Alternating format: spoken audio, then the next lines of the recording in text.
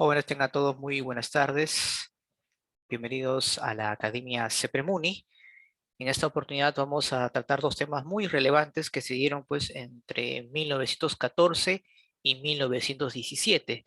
Nos referimos pues a la Primera Guerra Mundial y la Revolución Rusa. ¿Correcto? Muy bien. Esto hay que tomarlo en cuenta siempre el contexto, qué es lo que estaba ocurriendo en el mundo. Bueno, recordemos pues que ya los países imperialistas empezaron a tener cierto dominio en diferentes lugares, principalmente África, Asia y, ¿por qué no?, también en América Latina con la presencia de la dominación económica de Gran Bretaña sobre nuestras regiones, sobre nuestros países. Entonces, esto también es importante mencionarlo. Y bueno, claramente, entonces, profesor, quiere decir que la Primera Guerra Mundial se desata pues como consecuencia de esta lucha por el poder de mercados, por la expansión de estos países imperialistas. Estás en lo correcto, ¿no? Nosotros básicamente en esta ocasión vamos a mencionar pues de que la, la guerra en sí fue un conflicto militar que enfrentó pues a las potencias imperialistas por el reparto de colonias. Profesor, ¿y por qué eran importantes las colonias? Eran muy importantes porque estos países imperialistas obtenían de estas colonias materias primas, es decir, los insumos necesarios para la producción. Hablamos en este caso, por ejemplo, de los energéticos, como es el caso del petróleo, los minerales, y también les proporcionaba mercados donde poder vender sus productos, ¿correcto? Hasta antes que se desatara la Segunda Guerra Mundial, esta guerra la llamaron la Gran Guerra, ¿no? Por una serie de acontecimientos que se van a dar, porque sin duda, pues, gracias al avance de las tecnologías, esta guerra pues va a ser totalmente distinta a otras que se dieron eh, que en este caso nunca se volvieron a dar, ¿no? O que nunca se dieron, básicamente, ¿no? Pero que esta, sin lugar a dudas, pues va a ser superada largamente por la Segunda Guerra Mundial. ¿De acuerdo? Muy bien.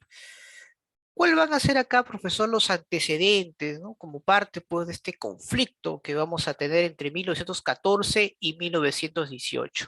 Bueno, de hecho, uno de los antecedentes muy significativos tiene que ver con la paz armada que se dio entre 1871 y 1914. Era un periodo en el cual las potencias imperialistas no se enfrentaron entre sí, ¿correcto? No se enfrentaron entre sí, o en este caso, claro, no se enfrentaron de manera directa, sino que más bien lo que hicieron fue empezar una carrera armamentista. Y esto tiene mucho significado con algunos conflictos que se dieron en algunas colonias o países que estaban sometidos bajo el predominio de estos países imperialistas. Por ejemplo, todo el mundo sabe que América Latina en el siglo XIX estaba bajo el dominio británico. Y uno de los hechos que tiene mucha relación con la imposición económica y política de Gran Bretaña tiene que ver justamente con las guerras que se dieron en ese tiempo, como la guerra de la Triple Alianza, una guerra nefasta que involucraron a los países de Paraguay, Uruguay, Brasil y la Argentina, y otra guerra también que tiene que ver mucho con nosotros es la guerra del guano y el salitre, una guerra que va a enfrentar entre Perú, Bolivia y Chile. Claro, ahí claramente los países imperialistas utilizaban a países de tercer mundo, utilizaban a países sometidos para poder obtener los recursos necesarios.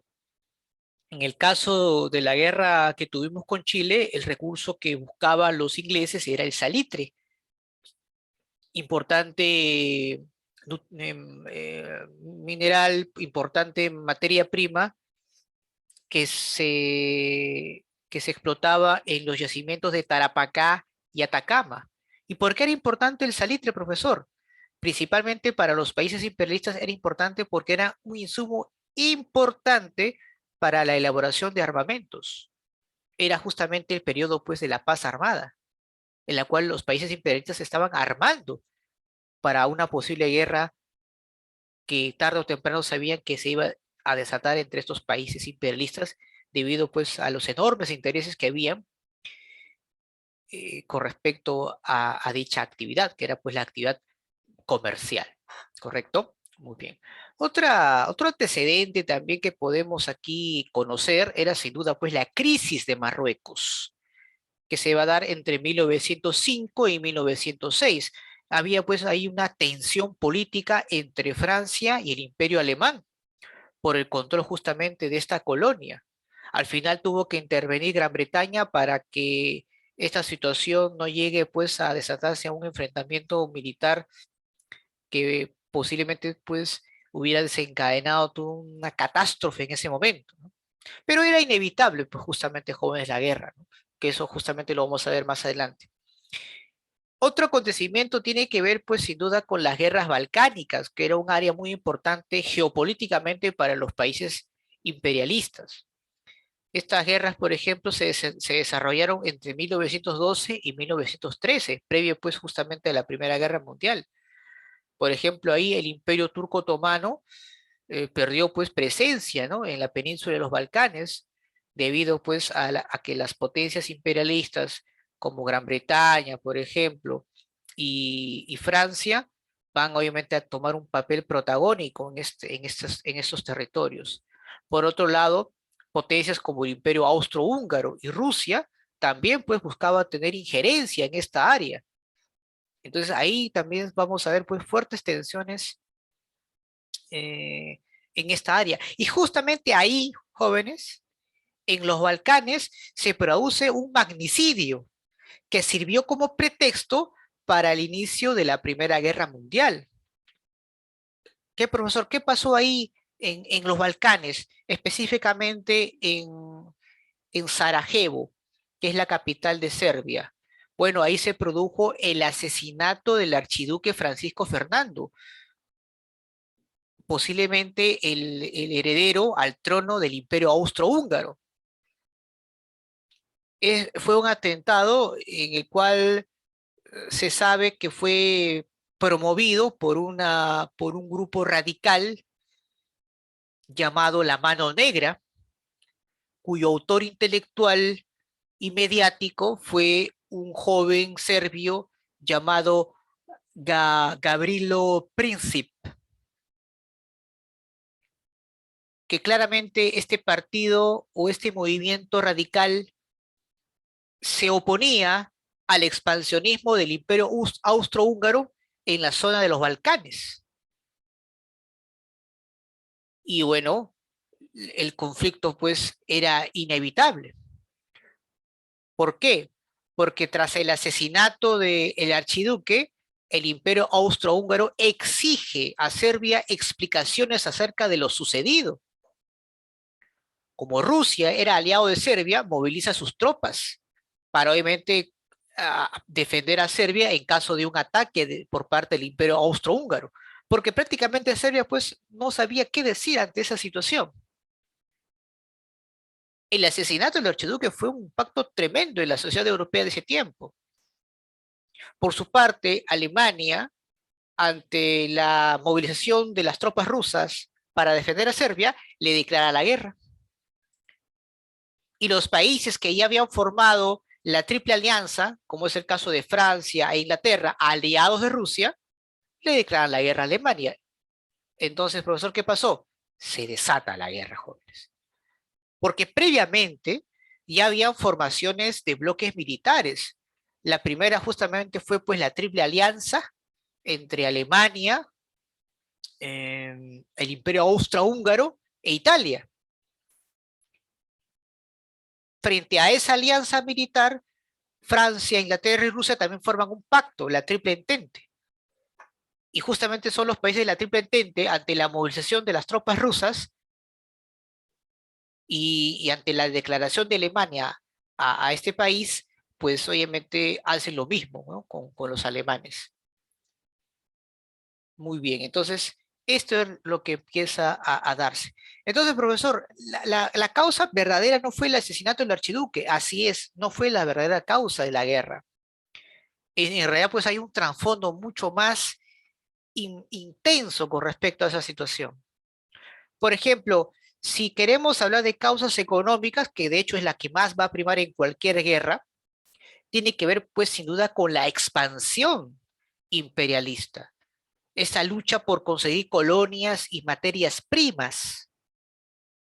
Por otro lado, cuando nos referimos a conflictos territoriales, netamente estamos hablando pues de intereses políticos. Aquí, ¿cuál va a ser la tensión, profesor, entre estos países? Básicamente por problemas limítrofes, jóvenes. Por ejemplo, el problema de Marruecos, una pugna, obviamente, por querer apoderarse de estos vastos territorios llenas de riqueza por parte de Alemania, cuando era una colonia de Francia. Por otro lado, estos países también tenían problemas tremendos, incluso anteriores a la Primera Guerra Mundial, ya que hay que recordar cuando Alemania todavía no era un imperio, sino era Prusia, tuvo un enfrentamiento con el imperio francés, la guerra franco-prusiana, que al final gana Prusia y le arrebata importantes territorios a Francia, como es el caso de Alsacia y Lorena, y que cuando se forma el imperio alemán va a estar bajo su posesión.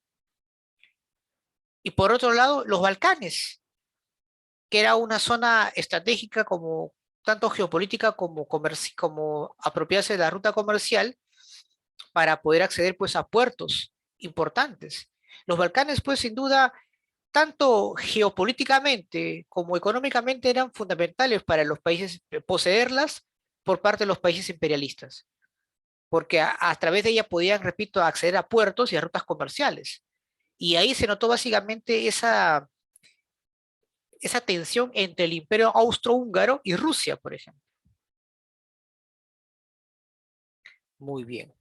Profesor, más o menos, ¿en qué año se formaron los bloques de la Triple Alianza? En el año de 1882. Ahí van a formar alianza entre Alemania, el Imperio Austrohúngaro e Italia. Y la otra alianza para enfrentarse justamente a la Triple Alianza fue llamada la Triple Entente, que se formó en 1907, formada por Inglaterra, Francia y Rusia. Hay que recordar pues que Italia luego se pasa al bando opuesto, básicamente por rencillas, por problemas básicamente de intereses económicos y territoriales entre el Imperio Austrohúngaro e Italia. ¿De acuerdo? Muy bien. Profesor, pero esto es una guerra mundial, ¿no? Acá yo solamente veo una pugna entre estos tres países. Claro, son los países protagonistas, pero estos superpotencias, estos países imperialistas van a arrastrar a otros países en ese enfrentamiento. Eso hay que tomarlo siempre en cuenta. Van a haber, pues, otros países que van a también ser parte de este enfrentamiento, obviamente defendiendo principalmente las causas de sus países imperialistas. Y otro aspecto que se toca muy poco, jóvenes, con respecto a las causas, tiene que ver con el aspecto social. Aquí claramente hay una exaltación, ¿no?, del nacionalismo.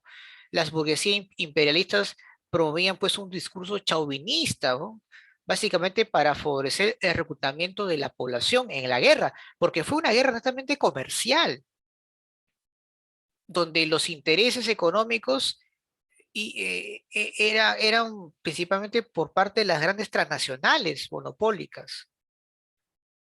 Pero también esta guerra buscaba pues detener el avance de los movimientos obreros que habían logrado importantes reivindicaciones y luchas a través de estos grandes sindicatos llamadas las internacionales obreras, las internacionales proletarias, una gran organización de importantes partidos que defendían obviamente al trabajador y que claramente buscaban pues fomentar la revolución socialista en Europa, bajo obviamente la influencia del marxismo. Entonces, eso también hay que siempre mencionarlo, ¿no?, cuando hablamos pues acerca pues, en este caso, de la Primera Guerra Mundial, ¿no? No solamente fueron causas económicas, sino también pues había ahí también aspectos sociales que van a desencadenar esta guerra. ¿Y qué mejor pretexto que el asesinato, pues, del archiduque Francisco Fernando. Si no hubiera sido asesinado Francisco Fernando Jóvenes, créame que hubiera sido cualquier otro pretexto para obviamente desatar la guerra, porque era inevitable, ¿sí? Muy bien. Entonces, eso obviamente es lo que vamos hoy a mencionar. ¿Cuáles van a ser, profesor, acá las consecuencias catastróficas de la Primera Guerra Mundial? Bueno, en el aspecto económico, claramente Estados Unidos y Japón se convierten en la máxima potencia del mundo, desplazan a Gran Bretaña, Estados Unidos desplaza a Gran Bretaña de predominio militar y económico, se convierte pues en la primera potencia del mundo. Por otro lado, también caen las monarquías absolutistas, ¿no? Cae el imperio alemán, el imperio austrohúngaro, cae Rusia también, porque durante el desarrollo de la Primera Guerra Mundial se da pues la Revolución Rusa, ¿correcto?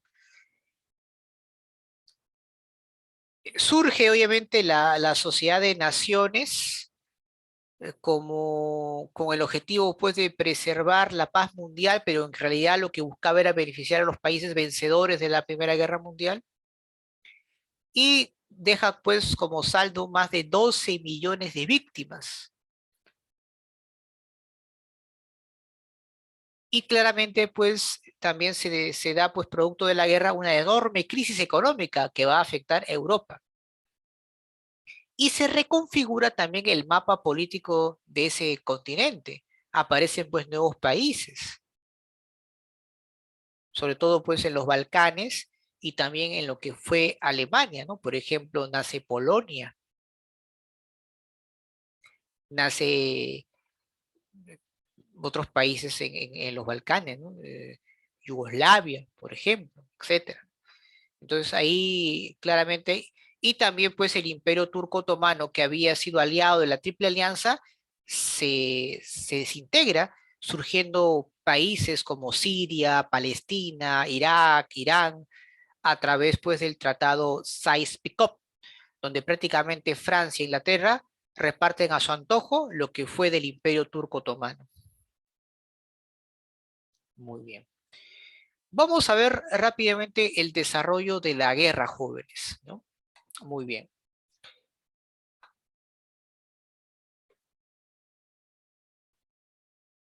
La guerra va a tener tres importantes campañas. Una de ellas es la guerra de movimientos, luego vamos a ver la guerra de posiciones y finalmente pues las guerras de los movimientos finales. Profesora, ¿qué llama usted guerra de movimientos? Bueno, se trata de una estrategia, de un plan militar alemán llamado el Plan Schlieffen. Fue una táctica del ejército alemán en la cual consistía en atacar en los dos frentes, tanto en el frente occidental como en el frente oriental. En el frente, pues, obviamente occidental, en la cual priorizó las tropas alemanas, fue sin duda, pues, atacar Francia. Y se inicia, fue justamente la invasión del ejército alemán sobre Francia, en la cual tuvieron que invadir Bélgica, ¿no? Que era un país neutral, pero necesario para poder tomar la iniciativa y poder arremeter contra las tropas francesas. Lamentablemente para los alemanes, pues son detenidos en la primera batalla de Marne, porque los franceses automáticamente repelen ese ataque. Y en ese momento Italia se pasa al bando de la Triple Entente, jóvenes, y se enfrenta pues al Imperio Austrohúngaro. Pero lamentablemente en ese primer intento sufre una derrota catastrófica en la famosa batalla de Caporetto. Los alemanes, al no poder obviamente tomar Francia, deciden obviamente parte de su ejército tratar de tomar el control en el frente oriental, donde tiene que enfrentar a Rusia. Ahí pues los alemanes derrotan a los rusos en la batalla de Tannenberg y en los lagos Masurianos. Una derrota pues muy significativa que prácticamente pues el gobierno ruso va a estar desprestigiado frente a la población debido pues a esta catastrófica derrota para los rusos. Debido pues obviamente a que el plan Schlieffen no va a tener resultados, los alemanes cambian de táctica y van a empezar pues a planear lo que se conoce como la guerra de posiciones o más conocido como la guerra de las trincheras, jóvenes. Ahí prácticamente va a ser una guerra de desgaste. Los franceses, por ejemplo, se enfrentan pues al poderío alemán mediante la construcción de trincheras. Ahí prácticamente el vencedor es el que más va a resistir a este tipo de situaciones. Una de las batallas más sangrientas, sin duda, va a ser pues la de Verdún y Somme, que prácticamente aquí se convierte en estos lugares en una carnicería humana. Ahora bien, ya en 1915 ocurre un incidente, jóvenes. Hay que recordar pues que la guerra no solamente fue en el campo terrestre, sino también marítimo. Para nadie era un secreto que el Imperio Británico tenía grandes flotas, importantes embarcaciones, pero Alemania tenía muy buenos submarinos. Los alemanes necesitaban bloquear comercialmente a Inglaterra para quitarles suministros y así obviamente desgastarlos. Por eso es que Alemania desata toda una contraofensiva gracias con sus submarinos y hundió todo barco de distintas nacionalidades que consideraban pues un enemigo potencial. Justamente una de estas embarcaciones que cae a manos de un torpedo alemán era la embarcación Lusitania, una embarcación norteamericana que fue hundida obviamente, repito, en 1915. Y eso le sirvió de pretexto a los Estados Unidos para ingresar a la guerra 2 años después, donde le declara pues la guerra a Alemania. ¿De acuerdo? Muy bien. Ahora, tú dirás, profesor, pero ¿cuál fue el interés de Estados Unidos de ingresar a la guerra? Porque obviamente la destrucción de esta embarcación no creo que haya sido la principal motivación, porque incluso este hundimiento fue en 1915 y Estados Unidos ingresa a la guerra 2 años después todavía, claro. Lo que pasa es que Estados Unidos necesitaba entrar a la guerra, jóvenes, para garantizar sus intereses comerciales, ¿de acuerdo? Miren, los principales proveedores de armamentos de los británicos eran justamente los norteamericanos. Y si los ingleses perdían, ¿quién les iba a pagar después? ¿Se dan cuenta? Claro, y además habían pues importantes posesiones comerciales que Estados Unidos tenía invertido en Europa. Ahora, el problema era que Estados Unidos vivía pues su época dorada. La población norteamericana no quería saber pues nada de guerra porque imagínate, pues no, era un enfrentamiento totalmente lejano. Entonces, eh, como la población norteamericana pues no quería meterse en problemas militares porque eso estaba ocurriendo en Europa, el presidente Wilson o el gobierno en sí que preside el señor Woodrow Wilson organiza lo que se conoce como la Comisión Krell. Profesor, ¿y qué es la Comisión Krell?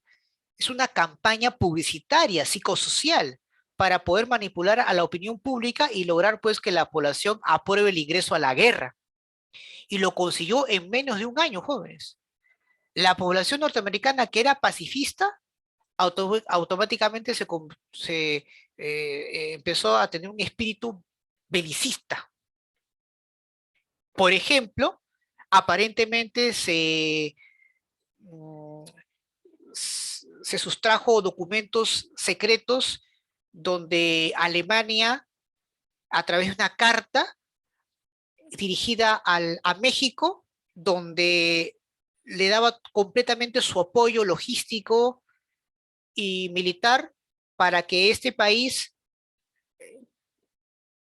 eh, inicie un enfrentamiento con los Estados Unidos para recuperar sus territorios que habían perdido justamente en la guerra México-Estados Unidos. O sea, aparentemente Alemania se ofrecía a apoyar a México para que recupere los territorios que Estados Unidos le había arrebatado en el siglo XIX. como era Texas, por ejemplo.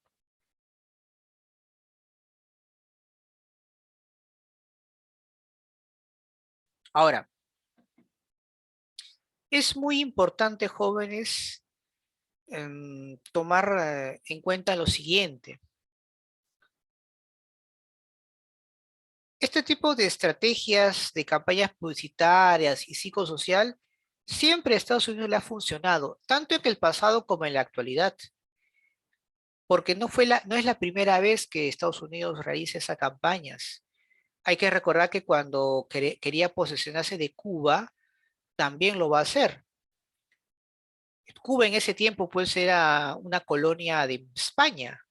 Entonces había que buscar un pretexto para poder hacer un enfrentamiento, ¿no? Y declarar la guerra a España.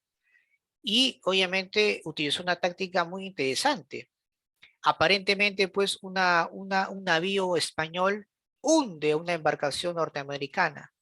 La prensa se encarga, pues, de disipar esa información y la población norteamericana se sintió indignada con ese ataque español.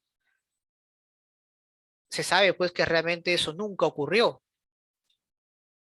La embarcación, obviamente, que fue hundida, fue, fue en este caso adrede, ¿no? El hundimiento fue adrede. Y no fue obviamente por obra de España, sino obviamente de propio Estados Unidos, porque lo que necesitaban era sin duda iniciar una guerra contra ese país. Algo similar también hemos visto en el 2001, con el atentado de las Torres Gemelas, por ejemplo, donde el interés claramente era posesionarse de los petróleos de Irak, pero para ello pues había que buscar el pretexto bajo el lema del terrorismo internacional, promovida pues por esta organización llamada Al Qaeda, que curiosamente en los años 80, con su líder Osama Bin Laden, eran aliados de Estados Unidos en Afganistán, que combatían lado a lado frente al entonces eh, país llamado la Unión Soviética. ¿Mm? Eso también es importante mencionarlo, ¿no? Muy bien. Bueno, claramente pues con la iniciativa norteamericana el balance es más favorable pues sin duda a la triple entente.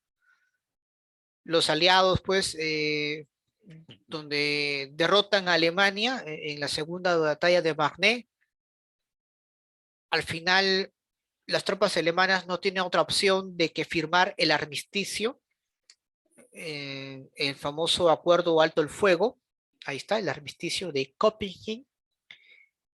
Si bien es cierto, ya anteriormente Alemania, para evitar obviamente mayores problemas, quería terminar la guerra en el frente oriental, firman un acuerdo, el acuerdo Brest-Litovsk, un acuerdo entre Rusia y Alemania, en la cual pues este país, me refiero a Rusia, se retira de la guerra y Alemania incluso le va a dar concesiones territoriales.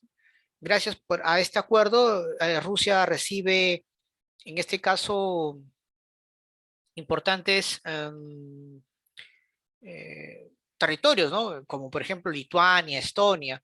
Pero ojo, ese acuerdo no se dio pues con la Rusia zarista, sino con la Rusia bolchevique, con la Rusia revolucionaria, que ya obviamente se estaba desarrollando, ¿no?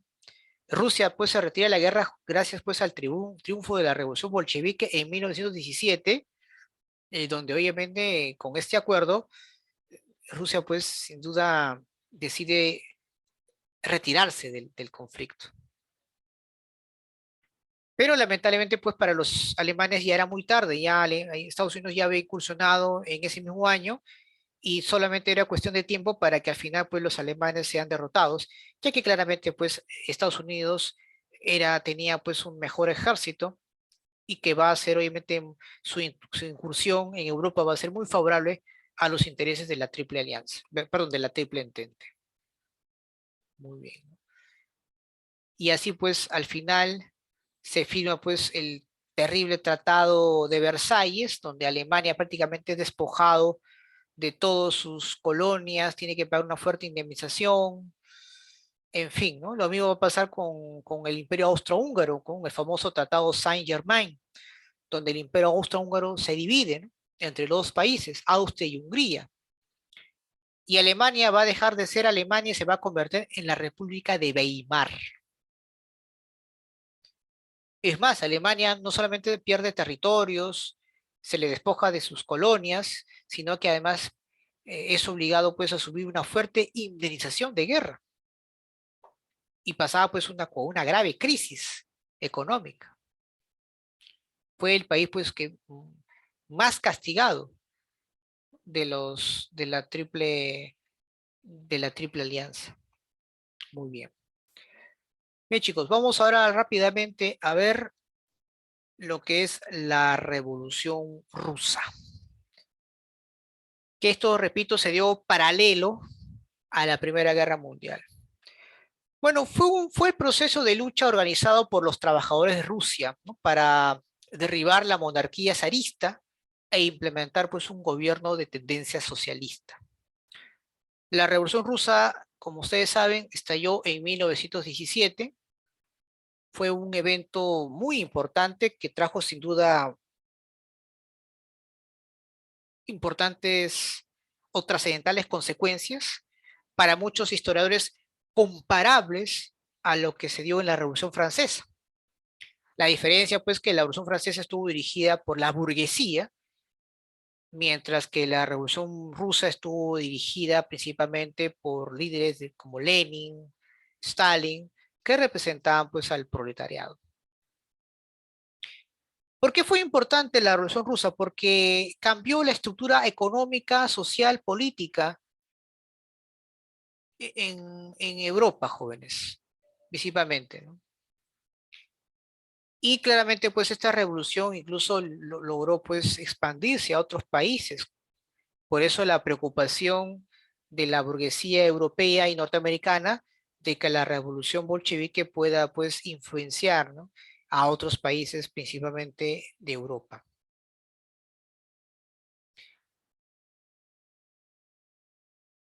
Dígame, profesor, ¿cuáles fueron las razones, las causas por las cuales estalla la revolución? Bueno, las causas principales, jóvenes, tiene que ver, por ejemplo, en el aspecto económico, cómo era, en este caso, cómo estaba conformada la tierra, en el sentido de que estaba bajo el control de los grandes monopolios. Casi toda la tierra, jóvenes, estaba en manos de la nobleza terrateniente. Es decir, era un estado casi feudal, profesor, claro, un estado feudal, ¿no?, donde predominaba pues el latifundismo. Tenían obviamente una economía dependiente de los grandes capitales, principalmente ingleses y franceses, que controlaban pues las materias primas de Rusia. En el aspecto político, el gobierno del zar Nicolás II y de la dinastía Romanov en general fue un gobierno despótico, absolutista. Y ya pues su gobierno era muy desprestigiado porque habían hecho campañas catastróficas, como por ejemplo la guerra que perdieron frente a los japoneses, y también pues las sucesivas derrotas principalmente con los alemanes en la Primera Guerra Mundial. Y era un gobierno prácticamente muy desgastado, que tenía muy poco apoyo, sobre todo por una serie de medidas que tomó contra las protestas sociales. Por ejemplo, en 1905, ante el descontento popular debido pues a que mucha población pues pasaba hambruna, deciden pues protestar en Palacio. El Estado ruso, en vez de conversar, de tratar de solucionar la situación, los reprime sangrientamente. Muchos mueren por la arremetida de las tropas rusas, leales al zar.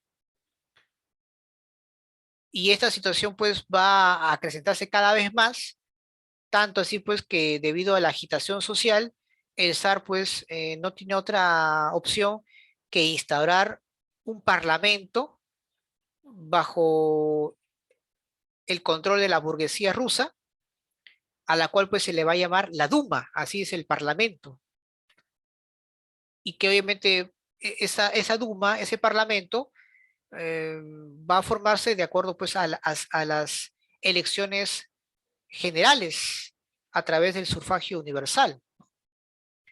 Y ahí es donde se organizan los soviets, que, va a tener un punto, que van a tener una participación muy buena, muy importante en el marco de la Revolución Rusa. Profesor, ¿quién eran los soviets? Era pues las asambleas de los trabajadores que se habían organizado ya desde 1905.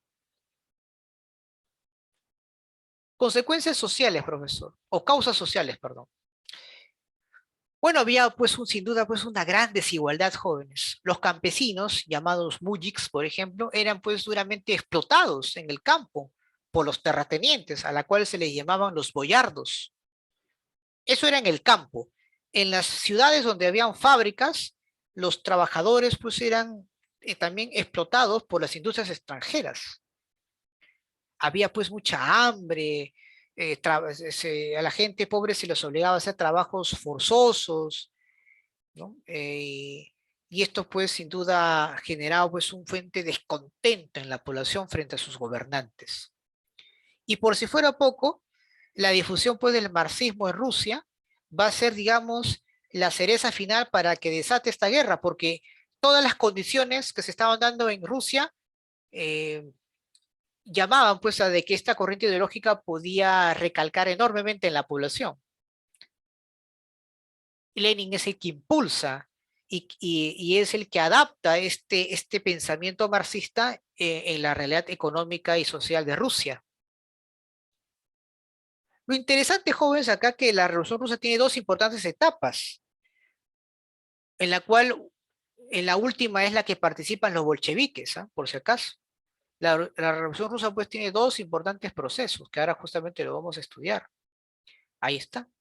Una de ellas es la llamada la Revolución de Febrero, que justamente se desata en 1917 y va a estar a cargo de los mencheviques. Pero ¿quién eran los mencheviques? Eran un partido de tendencia moderada, principalmente liderada por la burguesía, que está obviamente contra el gobierno del zar Nicolás II. Aquí pues se van a producir pues, grandes manifestaciones contra la crisis económica y el hambre, obviamente, que pasaban muchos rusos. El zar lamentablemente una vez más comete abuso y reprime a la población. Pero esta vez la guardia principal desconoce la orden y no atacan a la población. Nicolás II pues es obligado por la burguesía a renunciar al trono y él abdica. Y los mencheviques eligen a Kerensky como el encargado del gobierno y que va a recibir al inicio el apoyo de los soviets, porque Kerensky había prometido cambios muy significativos, pero lamentablemente las reformas que prometió, principalmente la reforma de la tierra, la reforma agraria, no se cumplió. ¿Por qué? Por defender obviamente a la burguesía y a los terratenientes. Por eso es que ante la, ante la falta de compromiso y ante los incumplimientos que Kerensky había prometido, o en este caso había ofrecido a los soviets, Lenin aprovecha esa situación, llega a Rusia, inmediatamente se opone a las medidas de Kerensky y le pide apoyo a los soviets. Lenin le dice, yo sí voy a cumplir con las promesas que el pueblo necesita. Y los soviets le dan el respaldo total a Lenin. Y ahí es donde se inicia pues la famosa Revolución de Octubre, o también llamada la Revolución Bolchevique, que era obviamente un partido de tendencia radical, ya no bajo la dirección de la burguesía rusa, sino bajo la dirección del proletariado. Lenin asume el liderazgo y él es el que ejecuta al zar y a su familia y depone a Kerensky. Y obviamente durante su durante el desarrollo de la revolución bolchevique, Lenin pues firma el tratado de Brest-Litovsk con Alemania, en el cual pues justamente Rusia se retira pues de la Primera Guerra Mundial, porque Lenin necesitaba pues no tener distracciones y solamente concentrarse pues en el desarrollo o en el proceso de la revolución. Tanto es así, jóvenes, que entre 1918 y 1922 se produce una guerra civil. El Ejército Rojo, dirigido por Trotsky, un aliado incondicional de Lenin, se enfrenta al Ejército Blanco, que era pues obviamente un ejército contrarrevolucionario y que estaba obviamente apoyado por la burguesía rusa y por los capitales extranjeros, que claramente pues querían impedir la transformación, el cambio que Lenin había prometido a los soviets.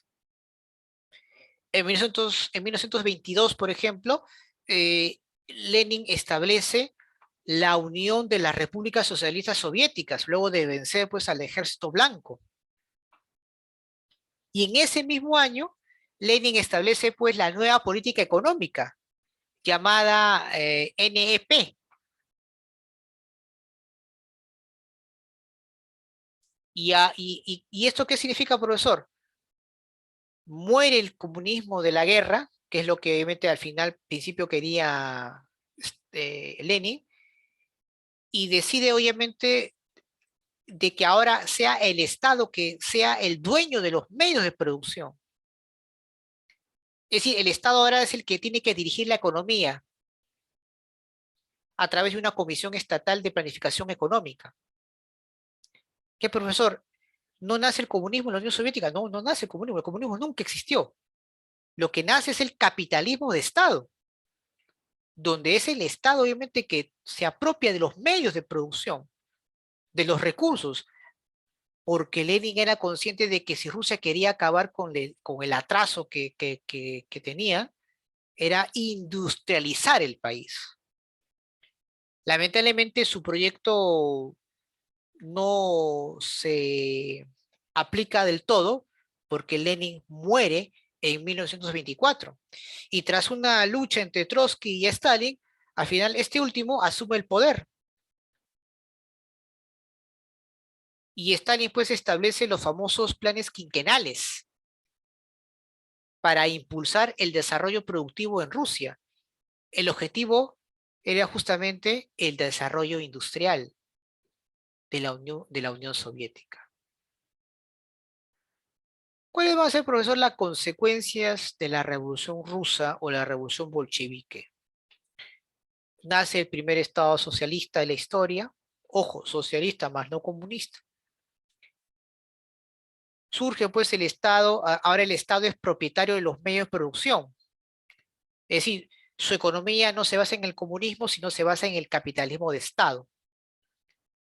Y claramente pues se enfrenta al fascismo y al nazismo, que eran obviamente movimientos políticos que van a ir contra eh, contra el Estado, contra la Unión Soviética debido pues a sus políticas económicas que eran contrarias pues al capitalismo liberal, ¿no?, que había en ese tiempo. Recuerden que el fascismo y el nazismo surgen como una forma de evitar que la influencia de las ideas socialistas de la Unión Soviética llegue a Europa y a otros países.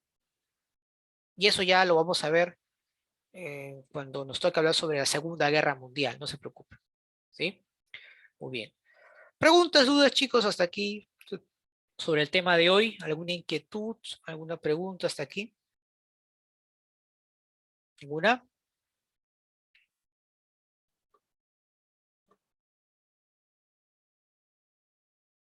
Bien. Primera pregunta, vamos a ver aquí. Dice aquí. Durante el proceso de paz armada hacia 1907 se conformó la Triple Entente. ¿Quiénes integraban la Triple Entente, jóvenes? A ver, te ayudo ya. Inglaterra es una de ellas. Francia es otra. ¿Quién sigue? A ver. ¿Quién es la otra? A ver. A ver, vamos, Rusia. vamos. Rusia, muy bien, correcto, ¿no? Muy bien, excelente. Muy bien. Rusia, excelente. Continuamos. Sobre la Primera Guerra Mundial, ¿son correctas lo siguiente. Los rusos obtuvieron las victorias de Tannenberg y los lagos Masurianos. ¿Fueron los rusos que ganaron o fueron los alemanes? ¿Qué dices tú? ¿Quiénes ganaron en la batalla de Tannenberg y los lagos Masurianos? ¿Los rusos o los alemanes? Fueron los alemanes, ¿sí o no? Entonces esto no tiene nada que ver, ¿ya? La uno está descartado. Dos, en 1907 se formó la Triple Entente o la Triple Entente Cordiale. Ese es correcto, así que la 2 es verdadero. Los rusos comunistas de Lenin obtuvieron el triunfo de Brest-Litovsk. No hubo un triunfo, ¿no? Sino se usó ahí un tratado, ¿no? Con los alemanes para que al final los rusos pues se retiren de la guerra. Cuatro, Japón apoyó a Inglaterra y capturó la fortaleza alemana de Xiangdao.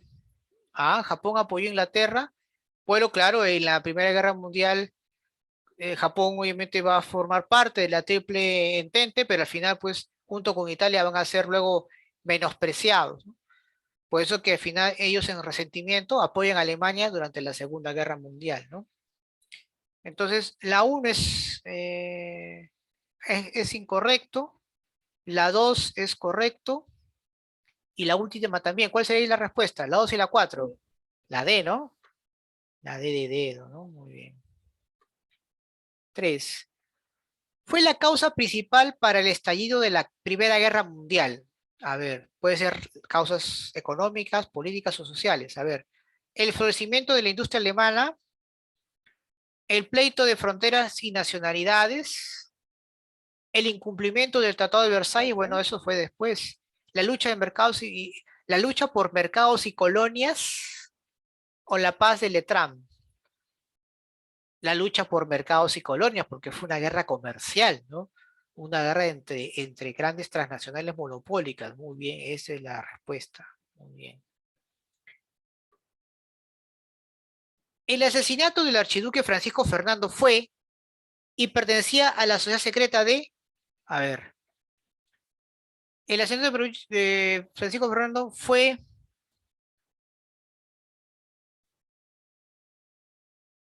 el asesino, perdón, el asesino de Francisco, ¿quién fue el asesino? Un joven serbio, ¿no? ¿Cómo se llama ese joven serbio? Gavrilo Princip, ¿no? Ahí está. ¿Y cómo se llama la organización?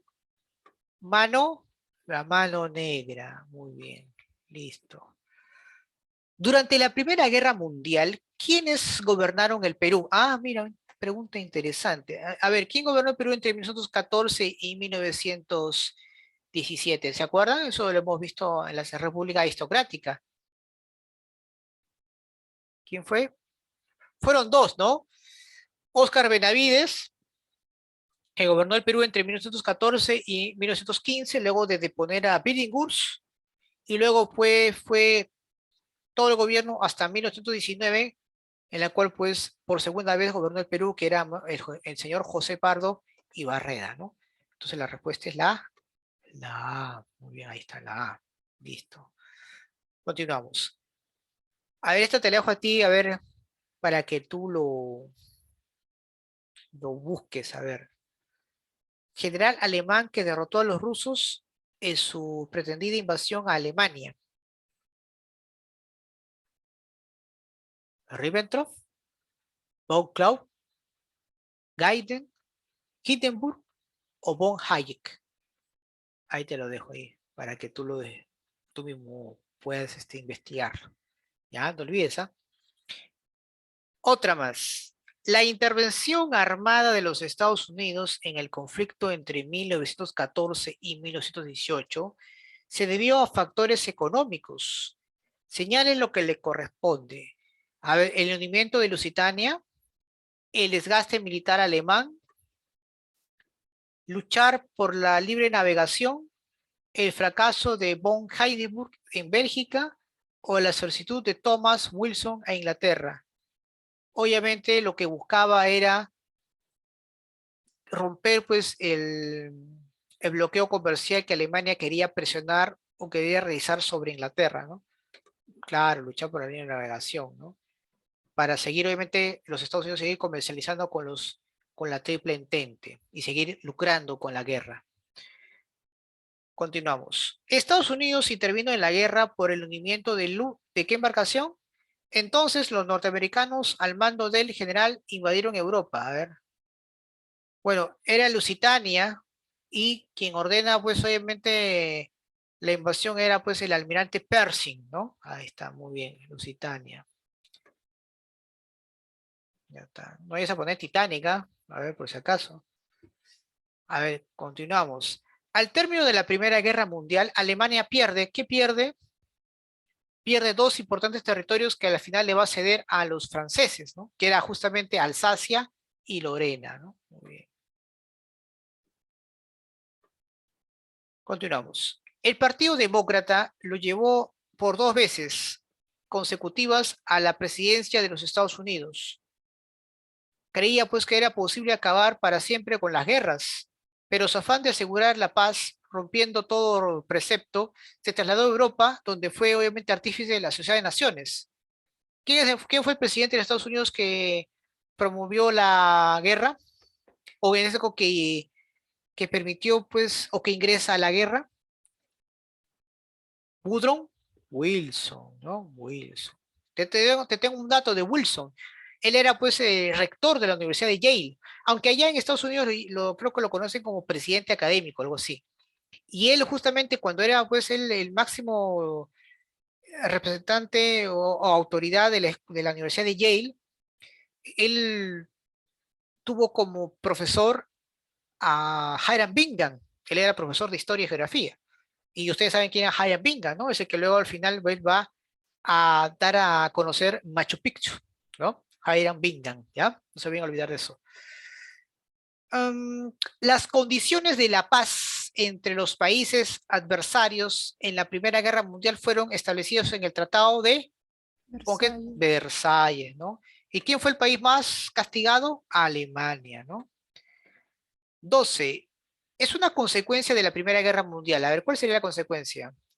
A ver, vamos, tú dilo, vamos. Es una consecuencia.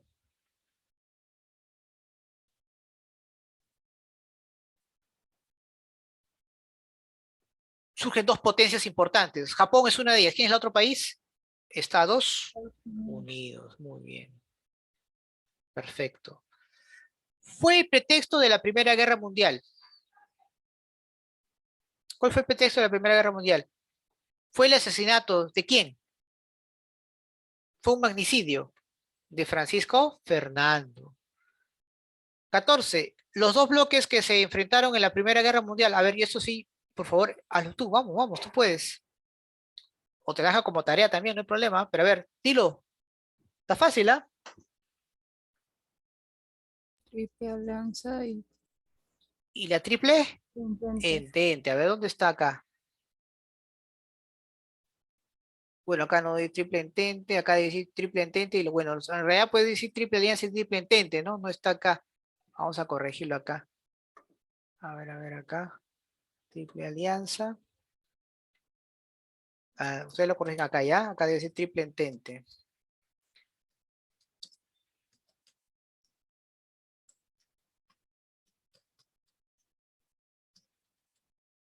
Muy bien. Listo. Perfecto. Muy bien. ¿Alguna duda? Profesor, ¿Preguntas? Sí, dígame. ahí no debe decir triple alianza y triple entente. Ah, perdón, sí, sí, sí. Triple alianza. Triple alianza.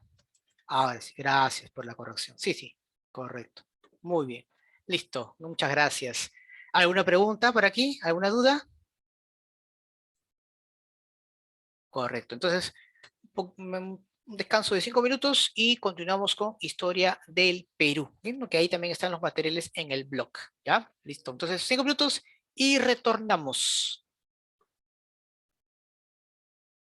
Bien, jóvenes, continuando con la semana número 12, en esta oportunidad en Historia del Perú vamos a hablar pues sobre el oncenio de Leguía y el tercer militarismo. Básicamente aquí vamos a ver dos aspectos muy elementales. Por un lado, vamos a hablar bastante de lo que es la influencia financiera de los Estados Unidos en nuestra economía, y por otro lado vamos a ser testigos de cómo la vieja oligarquía va empezando a perder fuerza. Estamos siendo testigos del ocaso de la vieja oligarquía agroexportadora, cuyo principal o el auge de este sector social predominante fue sin duda durante la República Aristocrática. Pero en esta etapa, en esta historia, estamos viendo su, por así decirlo, aniquilamiento, su extinción, ¿no? Como clase social dominante, en la cual pues va a ceder ese puesto a la burguesía nacional que hasta el día de hoy pues predomina. Muy bien, vamos entonces a empezar a hablar sobre el Oncenio Leguía. ¿Qué fue el Oncenio de Leguía, profesor? A ver, el Oncenio de Leguía fue una dictadura civil y militar, es decir, es un gobierno civil respaldado por las Fuerzas Armadas para implantar una dictadura. ¿Dirigida por qué? Por Augusto Bernardino Leguía, donde el capital británico va a ser desplazado por el capital estadounidense.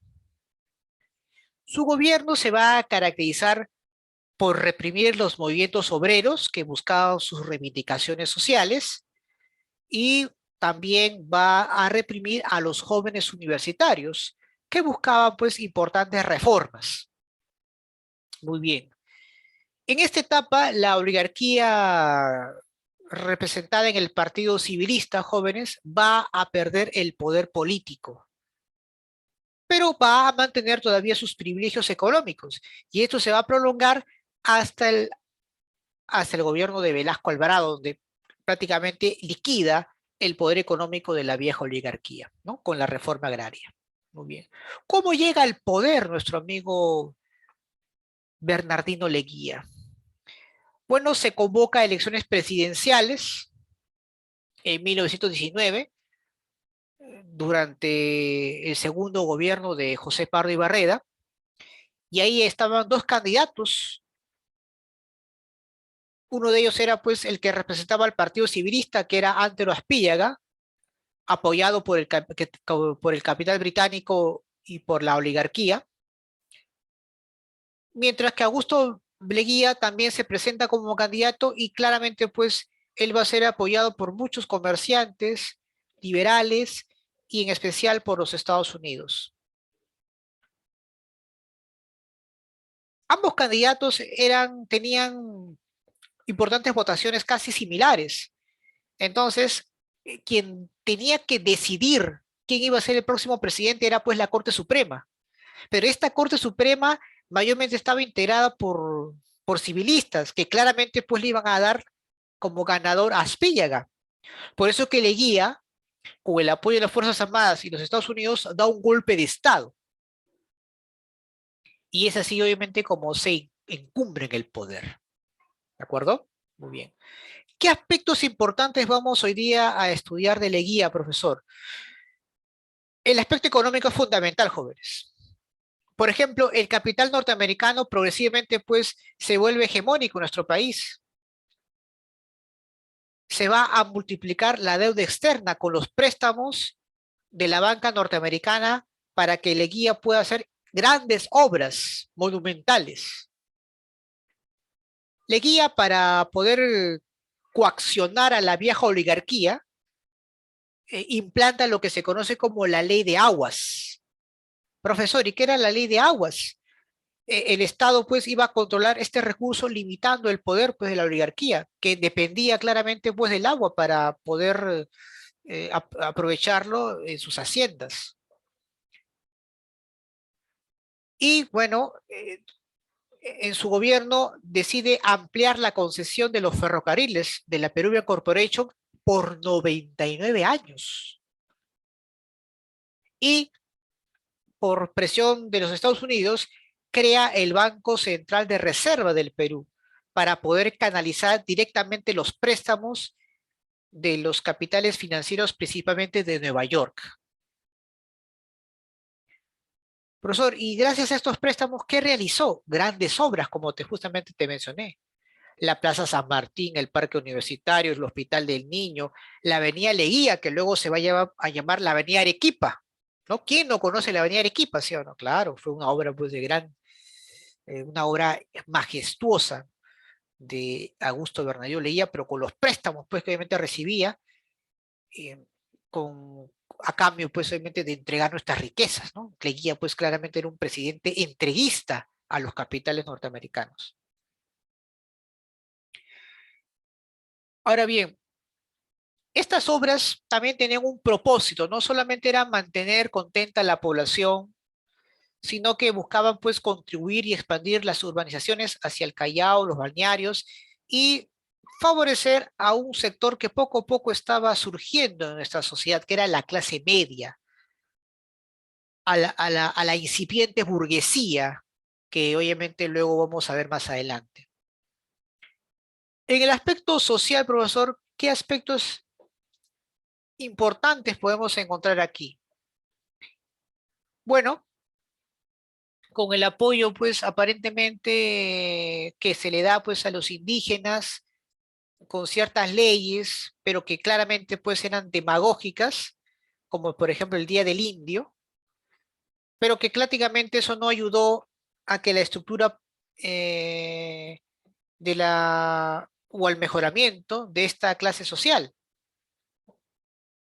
Por ejemplo, en ningún momento quiso tratar el asunto de la propiedad de la tierra en beneficio de las comunidades indígenas. Y más bien al contrario, aplica lo que es la ley de construcción vial, que era una especie de trabajo obligatorio en la cual pues, los campesinos tenían que trabajar gratuitamente en la construcción de carreteras, de caminos, para facilitar pues, el transporte de los productos de los Andes hacia la costa. Posteriormente, pues, fue complementada con la famosa ley de vagancia, que era una especie de norma que tú podías eh, evitar que realices ese trabajo, pero con una compensación económica.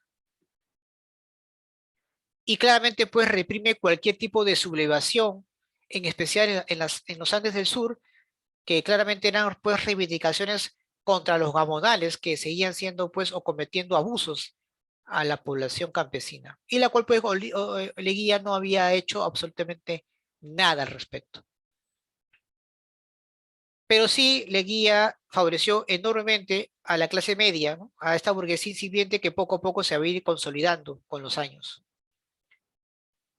En esta época pues es donde se va a agudizar la lucha estudiantil por la reforma universitaria. Por ejemplo, entre las principales reformas que hay que tomar siempre en cuenta es, por ejemplo, la autonomía, el derecho a la tacha ¿no? de profesores o o la gratuidad de la enseñanza, por ejemplo. Y paralelo a estos acontecimientos jóvenes surgen los partidos de masas que buscan pues representar a la población en general, como es el caso del APRA, ¿no? La Alianza Popular Revolucionaria Americana, dirigida por Víctor Raúl Aya de la Torre. Y también pues el Partido Socialista Peruano, fundado por el gran José Carlos Mariátegui. Justamente entre Mariátegui y Aya de la Torre va a haber una polémica, ¿no?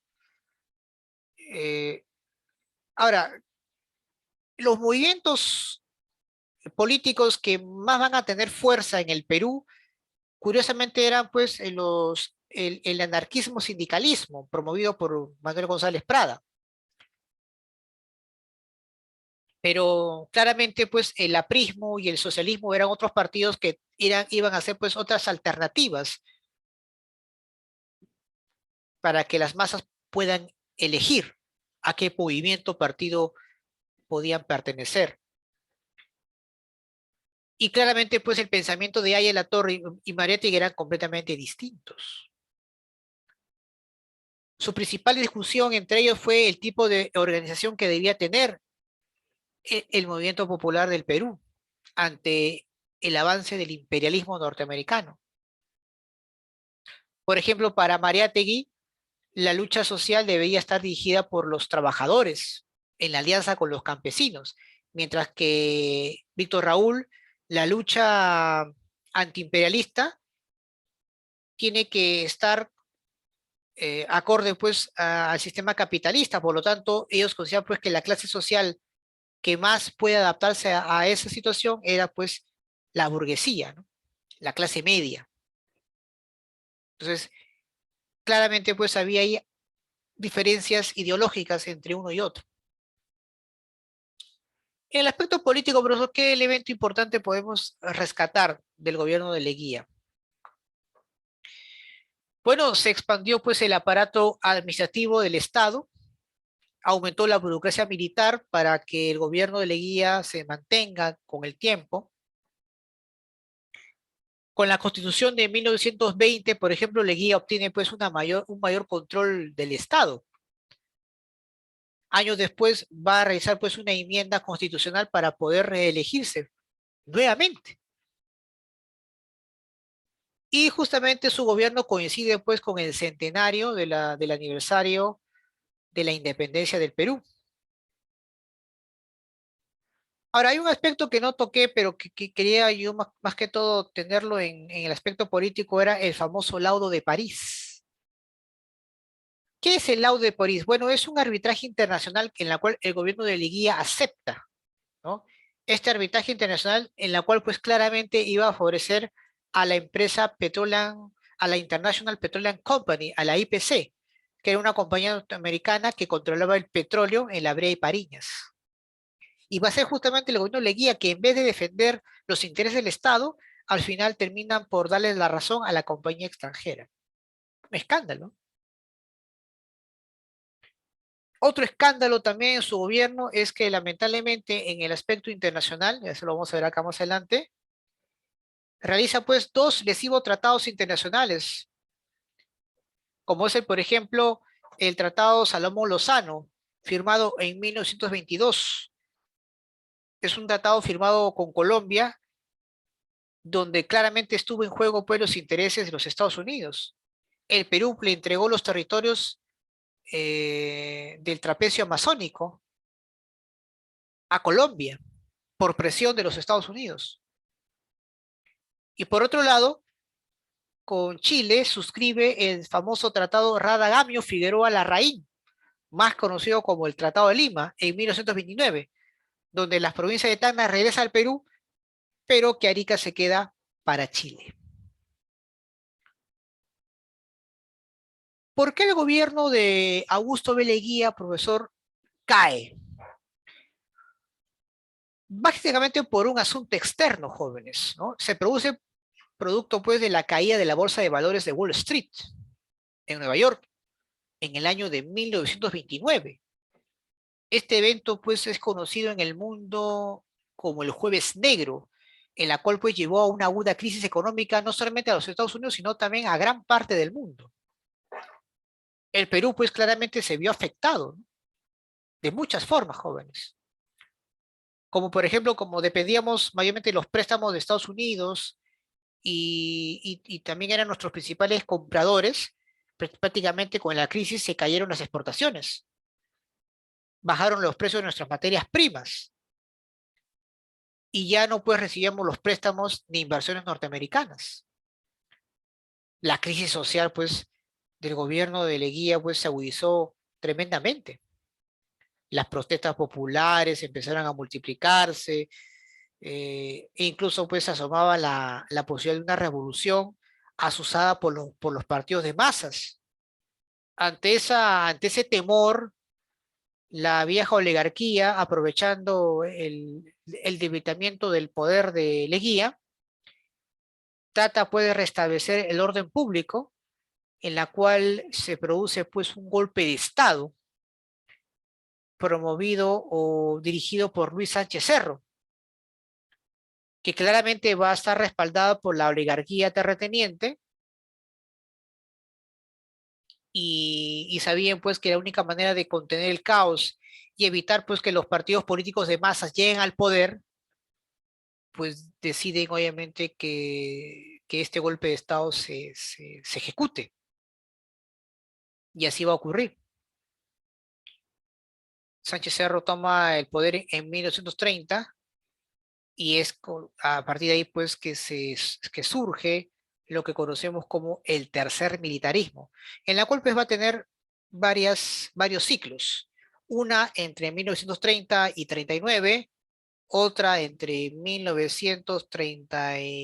48 al 56, luego del 63, perdón, del 68 al 80, ¿no? Y a partir de ahí, pues todavía pasamos por gobiernos democráticos, muy débil, por cierto, pero todavía pues estamos viendo pues una democracia, salvo pues el gobierno dictador de Fujimori, ¿no? Que también es una dictadura cívico-militar, pero hemos pasado por todavía una democracia a partir de los años 80 para adelante, ¿no?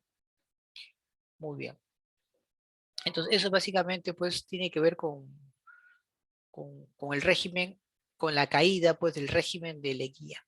¿Qué pasó con el profesor? Bueno, es capturado, encarcelado y sin un juicio alguno, pues obviamente muere en prisión, ¿no? Muere en prisión. Muy bien. Entonces, profesor, el tercer militarismo surge después de la caída de Leguía, claro, ¿no? Fue una etapa en la cual pues la oligarquía agroexportadora financia pues a los militares para que asuman el control del Estado, ¿no? Y traten de mantener pues el orden social tras la crisis que había dejado Leguía. Claramente pues estos gobiernos van a controlar pues el desborde popular e incluso hacen uso de métodos de tendencia fascista para controlar el caos social, como por ejemplo el asesinato de importantes líderes, persecuciones, torturas, etcétera. Muy bien. ¿Cómo es que se da pues el tercer militarismo, profesor? Explíquenos así algo rápido nomás. Bueno, hay que recordar pues que tras el golpe de Estado producido por Luis Sánchez Cerro sobre Leguía, lo acusa pues de actos de corrupción, claro que obviamente exacerba bastante ese discurso, e incluso Sánchez Cerro establece lo que se conoce como el Tribunal de la Sanción para juzgar a Leguía y a sus principales funcionarios que lo acompañaron. Sánchez Cerro pues tuvo que dejar el poder en manos de la Junta de Gobierno porque obviamente las protestas sociales eran muy, muy fuertes, pero para asegurarse en un próximo gobierno que claramente iba a él establecer, funda el Jurado Nacional de Elecciones, que era una entidad que nace justamente para poder controlar los votos y manipular pues la votación popular. Y cuando Sánchez Cerro pues se candidatea para ser presidente con el partido de la Unión Revolucionaria, derrota pues de manera sorprendente a Aya de la Torre, en el cual pues claramente sí se notó pues que había fraude. El APRAS no tiene las pruebas necesarias, pero alega pues que hubo fraude electoral y empieza pues a manifestarse en contra. Y van a haber pues conflictos, luchas, hasta que Sánchez Cerro va a tener que ser muy drástico en sancionar cualquier tipo de actos de rebeldía por parte del APRA o de aquellos que estaban contra pues el gobierno de Sánchez Cerro. Cuando Sánchez Cerro asume el poder en 1991, él va a desarrollar pues un gobierno represivo, dictatorial, para poder obviamente aplacar cualquier tipo de protesta popular. Es más, él establece lo que se conoce como la ley de emergencia, en la cual pues se facilitó para la persecución de los opositores políticos, principalmente pues los apristas y socialistas. Y llega a nuestro Perú eh, la misión Kemmerer, que si bien es cierto, había sido solicitada por Leguía, pero por los conflictos que se estaban dando, esta misión postergó su viaje y más bien durante el gobierno de Sánchez Cerro llega la misión Kemmerer. ¿Qué buscaba la misión Kemmerer, profesor? Trataba de apalear pues los efectos de la Gran Depresión. Por ejemplo, pide pues que el Banco Central de Reserva se cree, pero con los lineamientos que ahora la misión Kemmerer recomienda, por ejemplo, que era la principal medida que va a tomar que va a tomar el gobierno de Sánchez Cerro. Otro aspecto importante de su gobierno es que se va a clausurar pues, la Universidad San Marcos ante la agitación estudiantil que estaban contra el gobierno de Sánchez Cerro. Los apristas van más allá de sus protestas, toman un cuartel militar en Trujillo y ante esa situación el gobierno pues repele con el asesinato justamente de muchos apristas que van a ser fusilados en ese lugar. algunos marinos también se van a rebelar contra el gobierno de Sánchez Cerro y por esa situación van a ser también fusilados. Muy bien.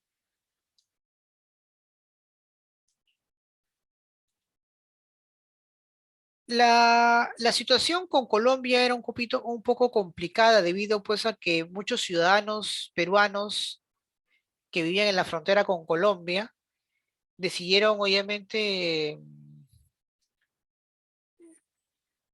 en ese caso, tomar por la fuerza Leticia, que era pues ya un territorio de Colombia. Esto va a provocar pues la indignación del país colombiano, del país norteño, e inicia pues una serie de protestas contra el gobierno de Sánchez Cerro. Luis Sánchez Cerro era consciente de que una buena manera para mantener el control y evitar el caos social que aún todavía se generaban era pues tener una guerra exterior, ¿no? Una guerra con un país vecino, porque consideraba pues que era una manera de distraer la situación. Es por eso que Sánchez Cerro pretendía pues organizar una campaña militar contra Colombia, ¿no? Y así pues distraer pues las protestas sociales. De este modo él creyó pues que el nacionalismo ante la guerra pues le brindaría pues el respaldo popular, ¿no? Y le favorecería pues la unión nacional en torno a su presidencia. Bueno, esto claramente al parecer no era del agrado de los Estados Unidos y pues con algunos militares peruanos que estaban contra la invasión a Colombia deciden pues asesinarlo. Cuando en el año de 1933 Sánchez Cerro estaba pasando revista a las tropas peruanas en la cual iban a dirigirse a Colombia, un presunto militante aprista, repito, llamado Mendoza Leiva, dispara a Sánchez Cerro y automáticamente las fuerzas del orden arremeten contra el supuesto homicida, pero ya pues ya se había perpetuado el hecho.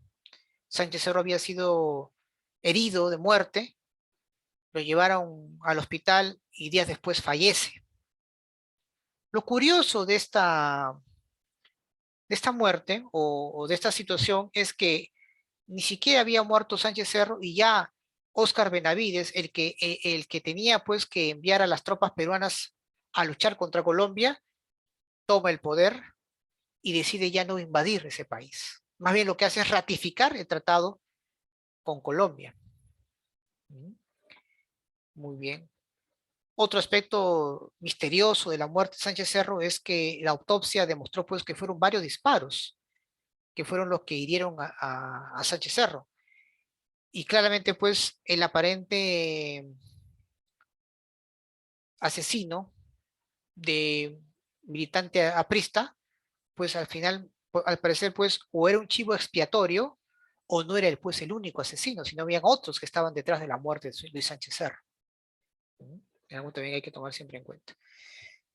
Bueno, tras la muerte de Sánchez Cerro hay una crisis tremenda. El Parlamento rápidamente elige a Benavides y básicamente pues él es el que asume el mando, ¿no?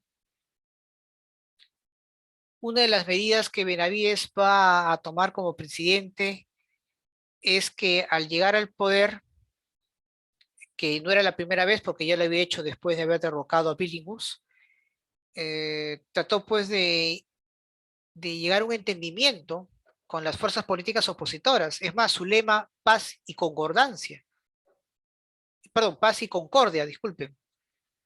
Por ejemplo, él dio la ley de amnistía general, en la cual pues temporalmente fueron perdonados muchos opositores políticos. Incluso permitió pues el regreso de expatriados. Durante su gobierno se trajo una misión italiana fascista para poder capacitar a la Guardia Civil. Y también pues creó el batallón de asalto, ¿no? Para disolver pues las protestas sociales. Y como yo mencioné hace poco, ratifica pues el Tratado Salomón-Lozano luego de la muerte de Luis Sánchez Cerro. Como parte de sus medidas populistas, otorgó pues el Seguro Social Obrero, por ejemplo. Ahora, ante la oposición del APRA, que no quería la amnistía, quería obviamente continuar con sus protestas, con sus luchas frente al gobierno de Benavides, pues el presidente lo declara ilegal a este partido, para que obviamente no vuelva a postular en las elecciones más adelante. Entre sus más importantes obras de Benavides, jóvenes,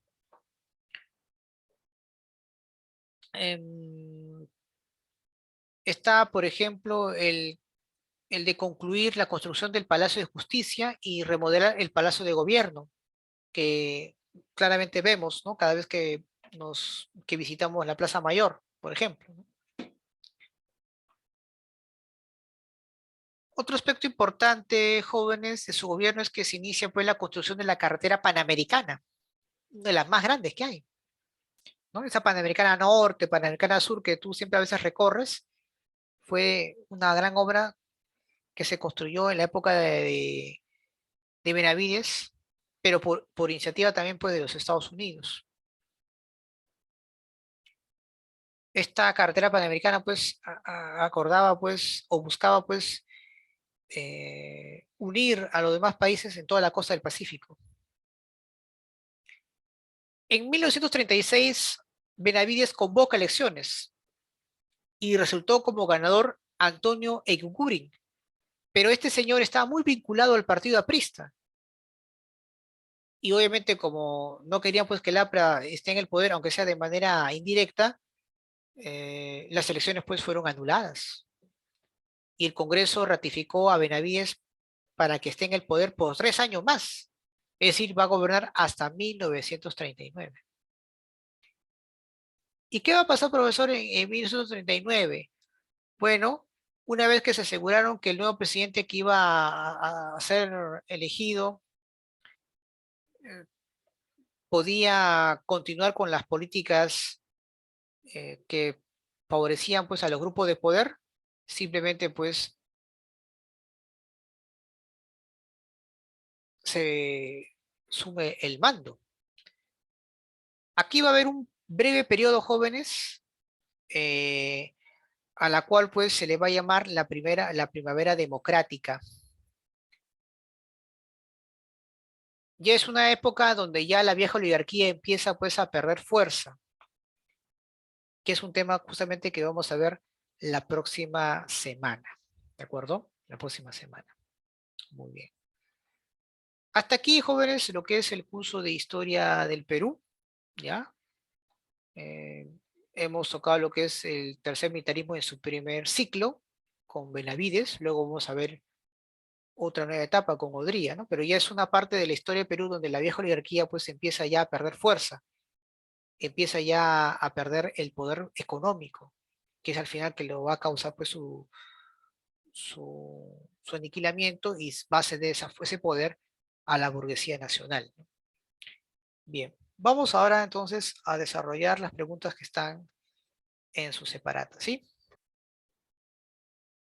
Primera pregunta, a ver, dice acá. Correcto, voy a bajar esta parte y ya está.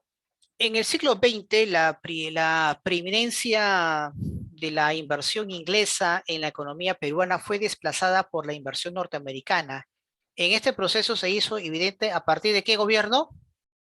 Leguía. Leguía, ¿no? Muy bien, ¿no? Del segundo gobierno de Leguía, ¿no? El oncenio, muy bien. Claro, porque él también fue presidente del Perú entre 1908 y 1912. Muy bien, excelente. El laudo de París, o el laudo arbitral de París, que resolvió en contra del Perú el litigio sobre la propiedad y explotación de los yacimientos de los petrolíferos de La Brea y Pariñas, fue firmado durante el gobierno de ¿quién? Leguía. De Guía, ¿no? Su gobierno entreguista. Muy bien, de Guía, excelente. En 1926, José Carlos Mariátegui fundó una revista de doctrina literaria, arte, polémica, titulada, a ver, ¿qué obras pudo haber? Claro, ha realizado pues importantes obras literarias, ¿no? Creo que una de las más Quijote. importantes, sin duda, pues, Claro, una revista doctrinaria de La Mauta, ¿no? Y obviamente su obra más importante, que estoy seguro que tiene que leer una vez que llega a cualquier universidad, chicos, es pues leer los 7 ensayos, ¿no? Sobre interpretación de la realidad peruana, ¿no? 7 ensayos de interpretación de la realidad peruana. Es un libro que no puede faltar en tu cabecera, ¿ya? Muy bien, continuamos acá. No pertenece a la obra de Víctor Raúl de la Torre. A ver, Víctor Raúl escribió uno de los libros más importantes como es El antiimperialismo y el APRA, y por la emancipación de América Latina. Entonces, esta sí es una obra, ¿ya? La emancipación también es una obra, ¿ya? Y también, pues, escribió lo que se conoce como 30 años de aprismo. Ideología y política no es una obra de él, sino de José Carlos Maretti. Por lo tanto, esta es la respuesta. Ya ahí está. Muy bien. Claro, él escribe pues importantes obras, ¿no? Pero ideología y política no es de Víctor Raúl, sino de José Carlos Mariátegui. Ya, muy bien. Desde 1920 hasta la fecha, el Estado reconoce su existencia legal y su personería jurídica a un importante grupo de peruanos al mismo tiempo que se compromete a promover el desarrollo. Este grupo está formado por quién? Por las comunidades campesinas y nativas, por las cooperativas agrícolas y de servicios, por los sindicatos agrarios y artesanales, por la Confederación de Campesinos o por las comunidades nativas y urbanas. A, Por la A, ¿no? Por las comunidades campesinas y nativas, ¿no? Claro. Muy bien, muy bien. Excelente. Continuamos. Durante el oncenio se dieron cambios en el orden político para propiciar el funcionamiento del régimen leguista, tales como no sé. la reforma de constitución para permitir pues, la reelección presidencialista. A ver, durante el gobierno de Leguía se dieron cambios de orden político para propiciar su fundamento del régimen leguista. El establecimiento de constitución de la patria, el establecimiento constitucional de la patria nueva, la constitución originalmente restableció el régimen parlamentario, no. La reforma de la constitución para permitir su reelección, o la modificación de la constitución del 98 para establecer su reelección indefinida, o para la abolición de los partidos políticos tradicionales y modernos. ¿No? Claramente la C, ¿verdad? Muy bien, la C, muy bien, excelente. La ley de conscripción vial decretada durante el oncenio de Leguía significó La de el trabajo obligatorio en la construcción de caminos, ¿no? Muy bien, claro, ¿no? Esto también fue aprovechado mucho por la oligarquía, porque muchos de esos campesinos, en vez de trabajar en las pistas o carreteras, fueron a trabajar pues en las haciendas, ¿no? En condición de esclavitud. La caída del oncenio de Leguía se produjo en el contexto internacional de ¿qué? De la crisis del crack del 29, ¿no? La Gran Depresión. Muy bien. Y la última, a ver, esto sí, esta se la dejo a ustedes para, a ver, una que preguntaron en la Universidad de Enrique Guzmán Ibai. A ver, en la década de los, siendo presidente, se amplió el mercado capitalista del siglo XX, la vía construcción de carretera del país, en amparo, pues, de la ley vial. De hecho, pues, estamos hablando de Leguía, ¿no? Pero ¿qué año estamos hablando? La verdad que los 20, los 30, bueno, claramente pues hay una sola alternativa. Entonces sería pues, a ver, tú me dices, vamos, sé que tú puedes. En A, los, claro, en la A, ¿no? En la década de los 20, ¿no? En este caso, durante el gobierno de Augusto Bernardino Leguía. Muy bien, muy bien. Bien, chicos, vamos entonces a una pequeña pausa. Por ahí si hay una pregunta, no olviden hacerla. Y retornamos pues en la última clase de economía. Vamos a hablar sobre la teoría de la oferta y la demanda, un tema muy, muy importante en este curso. ¿Ya? Muy bien, una pausa y retornamos.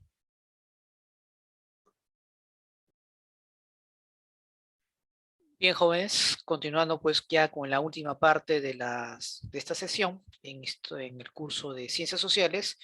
En economía vamos a hablar pues acerca de la teoría de la oferta y la demanda. A ver, hay que tomar en cuenta que en el mercado, según la competencia perfecta, nos dice pues quien pone o condiciona los precios de los productos es cuando los agentes económicos, es decir, los consumidores, es decir, los demandantes y los ofertantes, se ponen de acuerdo, ¿no? Y son los que ellos, a través de ese acuerdo, los precios pues empiezan a establecerse. Pero sabemos que en la realidad no es así, ¿no? La competencia imperfecta más bien nos dice pues que uno de los dos es el que impone el precio del producto, ¿no? Es decir, uno de ellos dos tiene el poder de mercado. Pero bien, pero ¿quiénes son, profesor, los ofertantes? ¿Quiénes son los demandantes? Y los economistas, ¿por qué los estudian? Ah, entonces justamente eso es lo que vamos a hoy día a conocer, ¿no? Empecemos con la oferta. A ver, ¿qué viene a ser, profesor, la oferta para que más o menos me dé una idea en qué consiste? Claro, no te preocupes, hoy día lo vamos hoy día a desarrollar. A ver, cuando hablamos de la oferta, básicamente nos estamos refiriendo, ¿no? Y eso hay que tomarlo siempre presente. La teoría de la oferta estudia el comportamiento de los vendedores jóvenes en el mercado, ¿ya? Productores o vendedores en el mercado. Y se entiende que ellos tienen la capacidad y el deseo de ofrecer un bien a determinados niveles de precios en un periodo dado, ¿no? Ese básicamente consiste en la oferta, ¿no? La teoría de la oferta es la que nos va a ayudar a estudiar el comportamiento del ofertante y que éste a su vez tiene esa capacidad y deseo de ofrecer un bien o servicio, ¿no? A diferentes niveles de precios en un periodo determinado. Muy bien. Ahora, lo que tenemos que considerar siempre cuando nos referimos a la ley de la oferta es que al analizar tenemos que tomar en cuenta que esto se da en un mercado de competencia perfecta, porque si nos enfocamos en lo que menciona la competencia imperfecta, como que no vamos a, no va a ser muy útil conocer pues estas teorías. Profesor, pero una teoría, pues, ¿por qué no puede ser perfecta? Es que es bien difícil estudiar la sociedad. La sociedad, pues, es lo que hace la economía. Y el desenvolvimiento de nuestra sociedad no puede estar enmarcado, pues, en modelos o teorías. Y si las hay, no dura mucho tiempo porque es cambiante constantemente. Por eso que para que estas leyes puedan aplicarse, tenemos que suponer que estamos en un mercado de competencia perfecta, que los vendedores son racionales y que obviamente siempre buscan maximizar sus ganancias, que claro es la esencia de toda empresa, eso es correcto. Ahora, profesor, ¿cuál es la diferencia entre cambio en la cantidad ofertada y cambio en la oferta? Muy buena pregunta. Cuando se habla cambio en la cantidad ofertada, se está refiriendo que es la única cantidad que se ofrece en un determinado precio. En este caso hablamos del precio del producto. Y tú te vas a dar cuenta cuando se hable solamente de un factor, en este caso del precio del producto, por el gráfico, como tú puedes ver aquí. Este, por ejemplo, es un gráfico donde solamente quien toma el protagonismo es el precio del producto. En cambio, cuando se habla cambio de la oferta o cambio de la oferta, se está refiriendo pues obviamente a los diversos factores que pueden condicionar la oferta. Y ahora vamos a estudiar cuáles son esos factores que están aquí. Y si te das cuenta, miren cómo es el gráfico, es totalmente distinto, ¿sí o no? Lo importante es que cuando ahora pues analicemos la ley de la oferta, diríamos que es positivo y si es positivo se desplaza hacia la derecha, como tú puedes ver en esta flecha. Pero si es negativo, se va a desplazar hacia la izquierda. ¿Correcto? Muy bien. Pero para ello, mejor analicemos primero cuáles son esos factores que determinan la oferta. Claro, eso es importante siempre mencionar. Hay muchos factores que van a influir en el deseo del vendedor para ofrecer más o menos de un bien o un servicio. ¿Correcto? Muy bien. ¿Cuáles son, profesor? En primer lugar, jóvenes, los economistas toman en cuenta el precio del bien, el precio del producto, que se va a leer así. P sub X. Aquí está. Observa. Ahí está.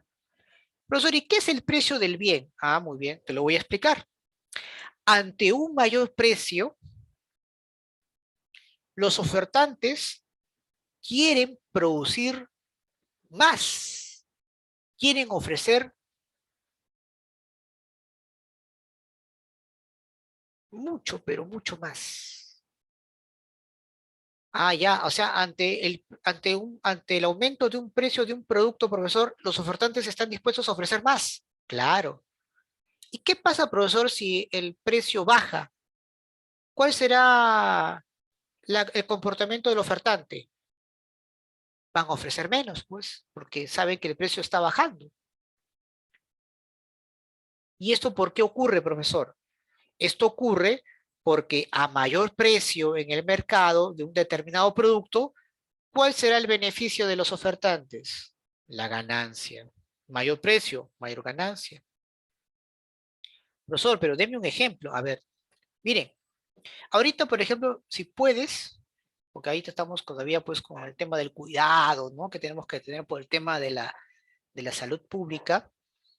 Si puedes ahorita que tú recorres las calles, te vas a dar cuenta pues que hay determinados ofertantes, ¿no? De acuerdo a la temporada. ¿Por qué lo digo?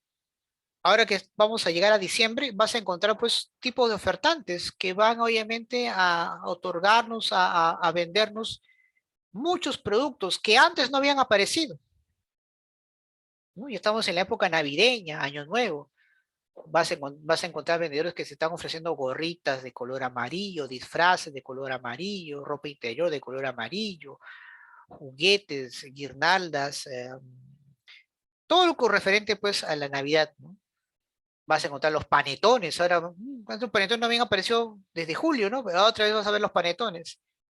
Claro, y han aumentado, claro, pues, porque obviamente saben que hay una gran demanda, los precios empiezan a ser un poquito elevados, pero la gente lo compra. Entonces, si es un precio mayor, hay mayor oferta, ¿sí o no? Claro, eso es lógico.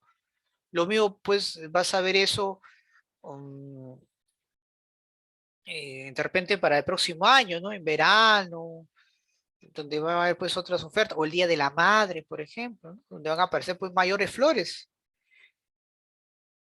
Por ejemplo, un panetón en Navidad puede costarte pues entre 20 a 35 soles. Pero antes de la Navidad, ¿cuánto está ese panetón? Ahí botado, ahí que te puede costar mucho menos, claro, porque no hay mucha demanda. ¿Te das cuenta? Entonces, cuando el precio de un bien aumenta en el mercado, hay mayor oferta, porque saben que van a obtener pues muchas ganancias, ¿no? Si es que llega a venderlos. Pero, profesor, ¿solamente toma en cuenta el precio del producto? Claro que no. Hay otros factores que justamente te acaba de mencionar. Por ejemplo, los costos de producción. Ahí está, costo de producción.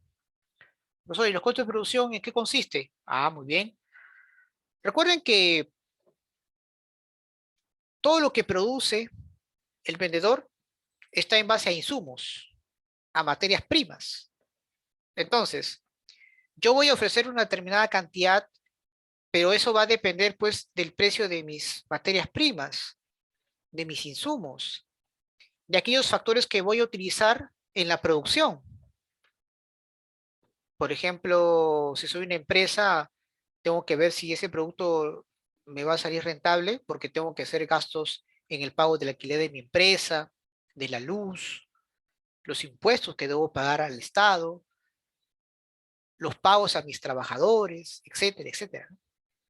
Entonces, si yo sé pues que el costo de producción es muy alto, simplemente no me voy a atrever a vender un producto en el mercado. Puedo tener enormes pérdidas. Ah, profesor, entonces también toman en cuenta sus costos. Claro, pues si me es muy caro, simplemente pues no me atrevo a competir en el mercado. Lo mismo pues tiene que ocurre con la capacidad instalada, en la cual pues se refiere pues al tamaño de la planta industrial, sus instalaciones, la maquinaria con que cuenta. Recuerden que a mayor tamaño de planta, mayor producción, ¿sí o no? Claro. Pero también tengo que tomar en cuenta la tecnología existente, que tiene que tiene que ver básicamente con un conjunto de métodos, conocimientos, en la cual pues una empresa dispone para organizar adecuadamente los factores productivos. y que claramente eso influye en la capacidad de la producción. Entonces, la lógica nos dice que a medida que se utilizan mejores tecnologías, se incrementa la producción y por ende, pues la oferta también en el mercado. Claro, si yo compro maquinarias nuevas, herramientas nuevas, es muy posible que la producción aumente, ¿no? No es lo mismo trabajar con una máquina vieja que me gaste igual de energía, pero es lenta y no me ayuda a incrementar mis volúmenes de producción, a una máquina nueva que obviamente me produce más cosas. Claro, entonces eso también tiene que ver mucho, ¿no? Profesor, también tiene que ver bastante el precio de los bienes alternativos en la producción, claro. ¿Y eso qué significa? A ver, los bienes alternativos o sustitutos, también se les llama así, en la producción son aquellos que pueden ser producidos indistintamente en la empresa. Además, claro está, de utilizar los mismos factores de producción que, en la cual se generan y que claramente pueden ser reemplazados entre sí dentro de lo que es la empresa.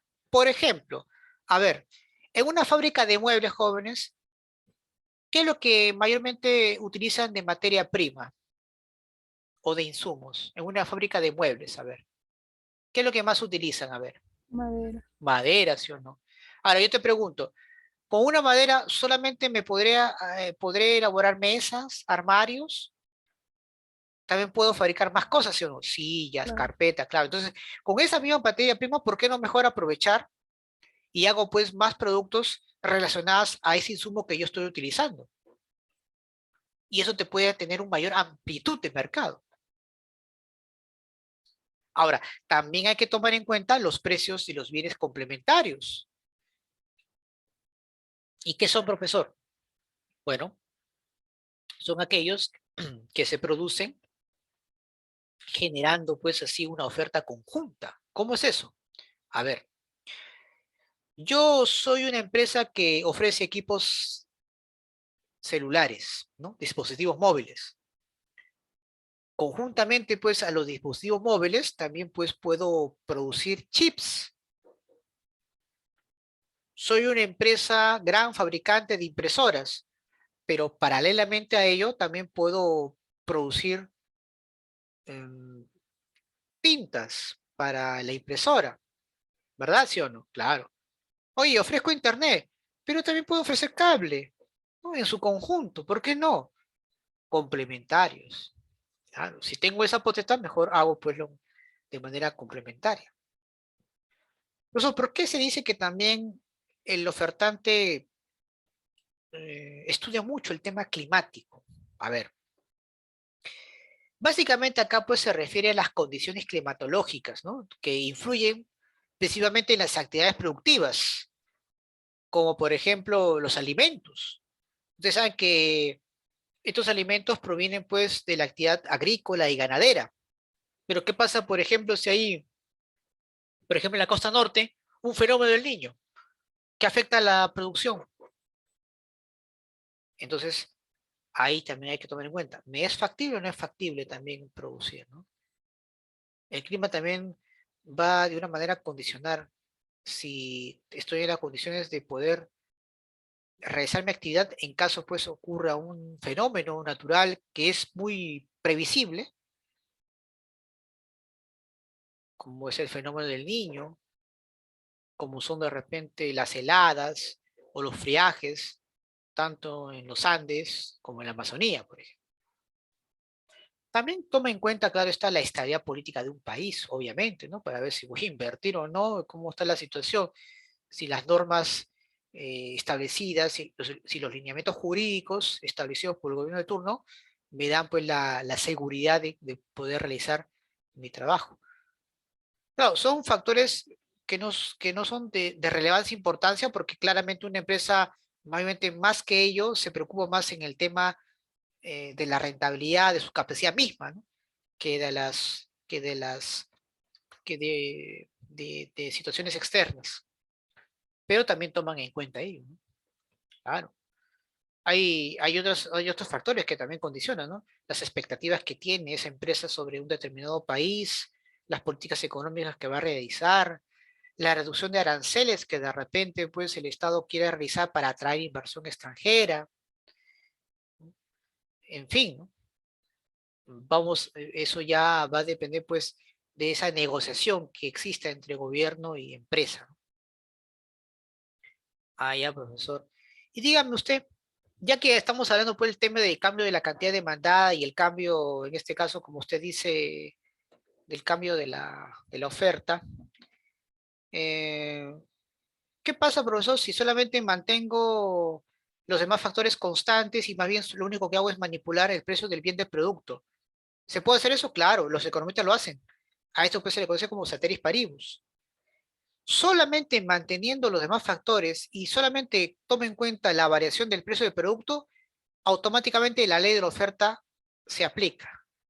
¿Qué dice la ley, profesor, de la oferta? Ah, la ley de la oferta nos dice pues que la cantidad ofertada va a variar con relación directa al precio del producto. ¿Qué significa? Ante el aumento del precio de un bien, la cantidad ofertada aumenta. Ante la disminución del precio de un bien, la cantidad ofertada disminuye. Eso es obviamente. Pero repito, siempre y cuando se tome en cuenta que solamente el precio del bien puede alterarse, ¿no? Las otras hay que suponer que se mantienen constantes. ¿Por qué?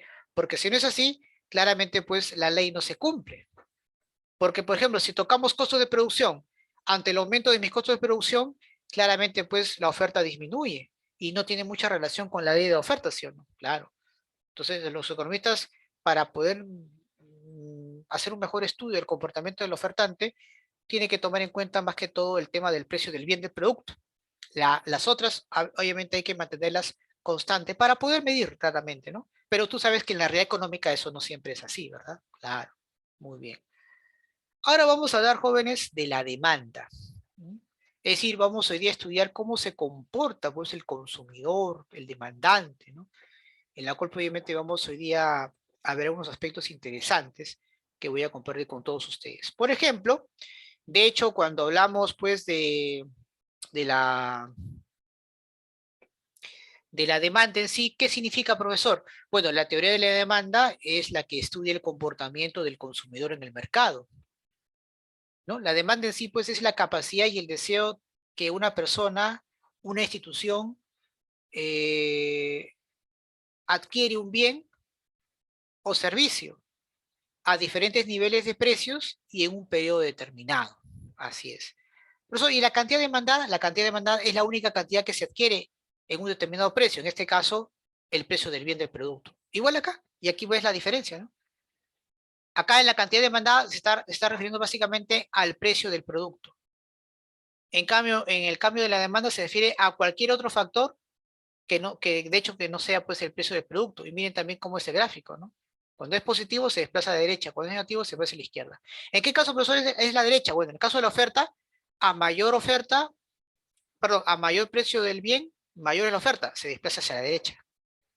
O perdón, en este caso, cuando me refiero a otro factor, ¿no? En este caso puede ser clima, puede ser costo de producción, ¿no? Pero siempre cuando es positivo, se desplaza hacia la derecha. Y cuando es negativo, por eso, se desplaza a la izquierda. Por ejemplo, costo de producción. ¿Qué es los costos de producción? Ante el aumento de costo de producción, ¿qué pasa con la oferta? Disminuye. Ya, yo te pregunto, ¿a dónde se desplazaría la flecha? ¿Hacia la derecha o hacia la izquierda? Si hablamos de costo de producción, ¿qué dices tú? A ver. Bueno, Derecha. claro, no, a la izquierda, ¿por qué? Porque cuando hay un mayor aumento del costo de producción, la oferta disminuye, se retira, entonces negativo, ¿correcto? Negativo. Entonces, cuando es negativo, se desplaza hacia la izquierda, y cuando es positivo, se desplaza hacia la derecha, ¿ya? Muy bien.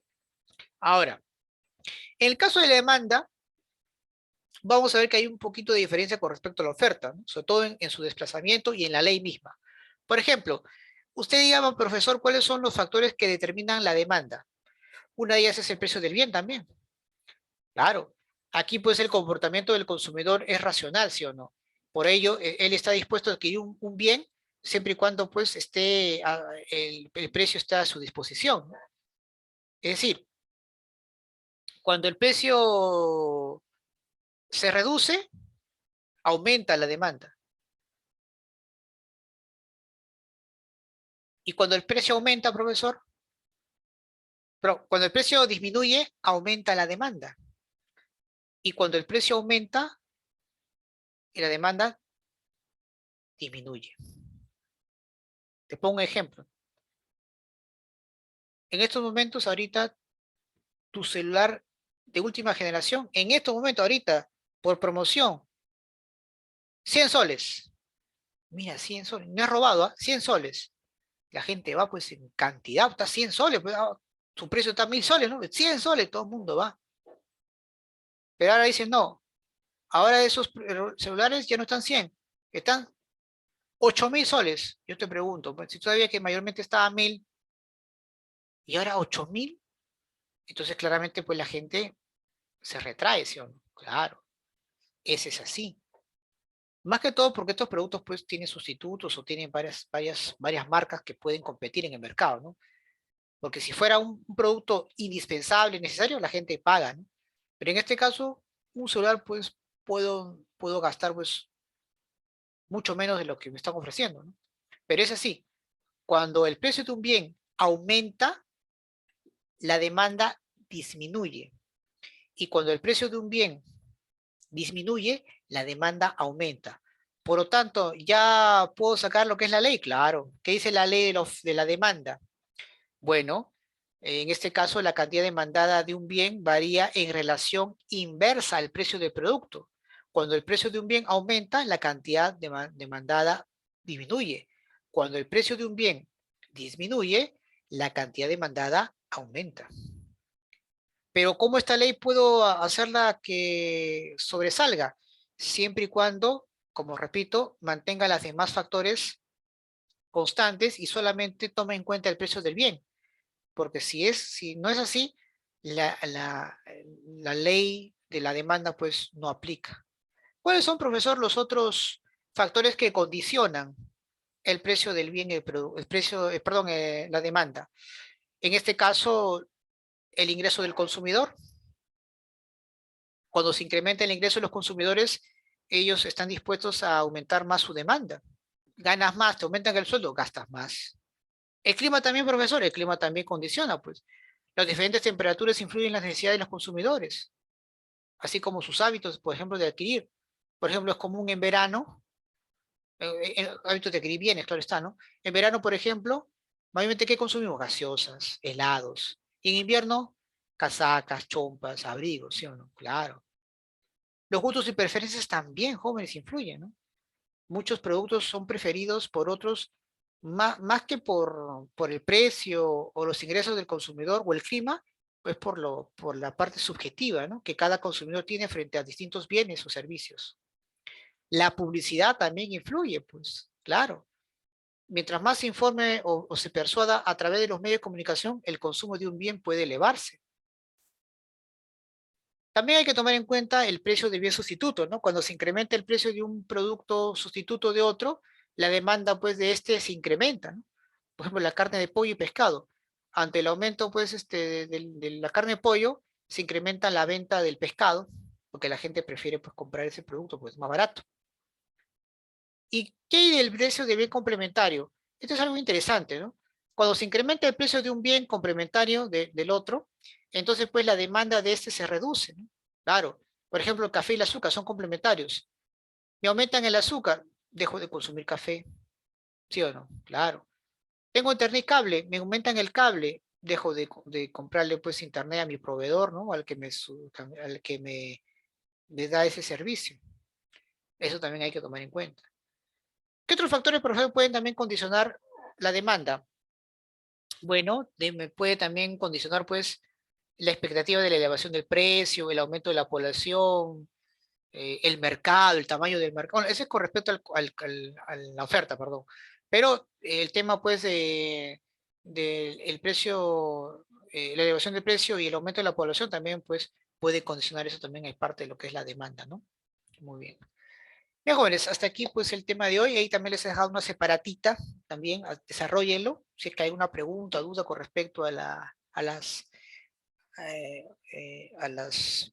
claro, al tema de economía, las preguntas que estoy dejando, pueden ustedes hacerlo. No, no está complicado, así que yo creo que sí lo puedo resolver sin problema. Pero igual, si hay una duda, pues igual me escriben, ¿ya? Bien, chicos, los dejo para su clase siguiente. Nos vemos la próxima semana. Tengan un buen fin de semana y no olviden, por favor, ya desde mañana está disponible el simulacro, así que atentos, atentos al simulacro que viene el día de mañana. Cuídense, que pasen un lindo fin de semana. Un fuerte abrazo a todos, chicos, cuídense. Nos vemos. Bueno, profesor, cuídese, Hasta gracias. luego, profesor, cuídese. A ustedes, cuídense, nos vemos. Gracias.